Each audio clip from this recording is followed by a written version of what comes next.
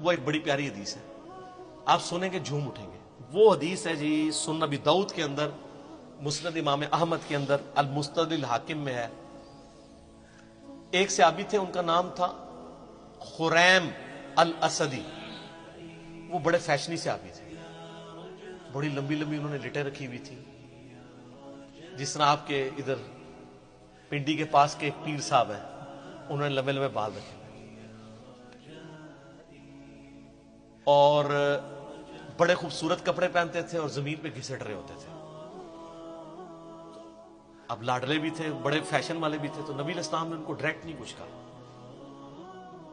آپ تھوڑا توقف بھی فرماتے تھے۔ آپ نے صحابہ کرام نے کہیں ذکر کیا حضرت خریم کا نا کہ جی ان کی دیکھیں جتنی لمبی لمبی لٹیں ہیں اور یہ تو ابو داؤد کے الفاظ ہیں، مسند احمد کے المستدرک الحاکم میں ہے۔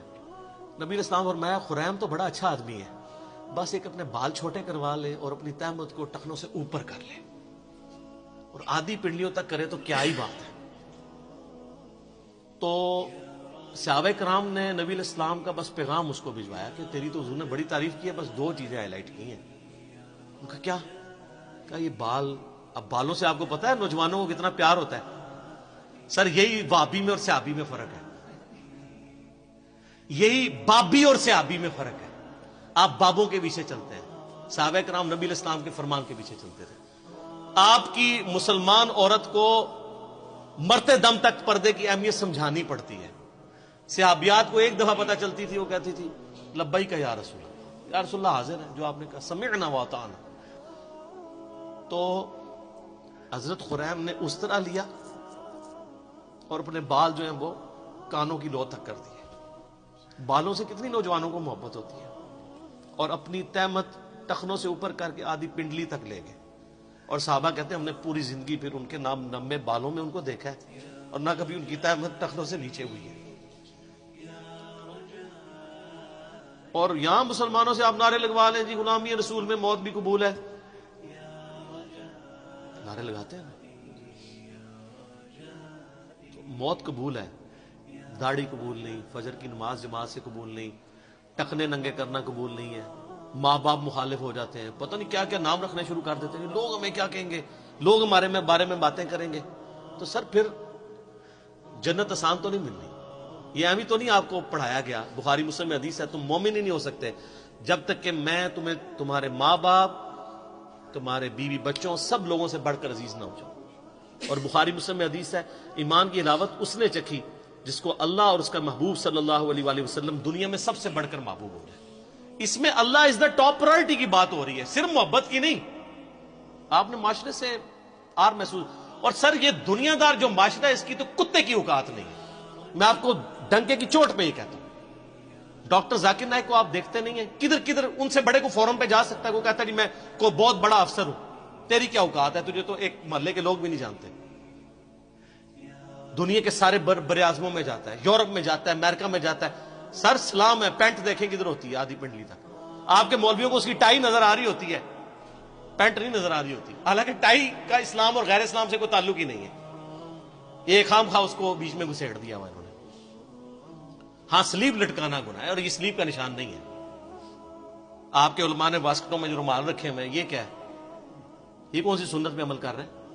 اور زرگ بر جو گونے پہنی ہوئی ہیں، خام خواہ چڑھ دوڑتے ہیں جی ڈاکٹر ذاکر نائک، اور ڈاکٹر ذاکر نائک کے برابر ہو کے بتاؤ تم لوگ۔ تو سر کس کیا، میں اللہ کے فضل سے یونیورسٹی میں پڑھتے تھے، ہمارے ساتھ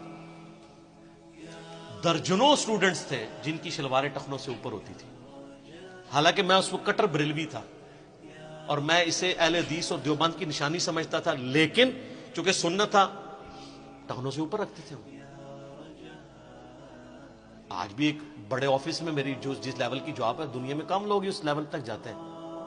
ہمارے آفس میں کئی لوگ ہیں جنہوں نے شلواریں ٹخنوں سے اوپر رکھی ہوتی ہیں، کوئی وہ سر دنیا سے نہ گھبرائیں، وہ دنیا کی کتے کی اوقات نہیں ہے، میں آپ کو صحیح بتا رہا ہوں۔ یہ آپ اپنے ذہن سے سوچ رہے ہوتے ہیں، آپ ٹرینڈ سیٹر بنے، لوگ آپ کو فالو کریں اور آپ نبی علیہ السلام کو فالو کریں، کسی سے آر محسوس نہ کریں، اپنی سادگی کی زندگی گزاریں، آپ کسی سے آر محسوس نہ کریں۔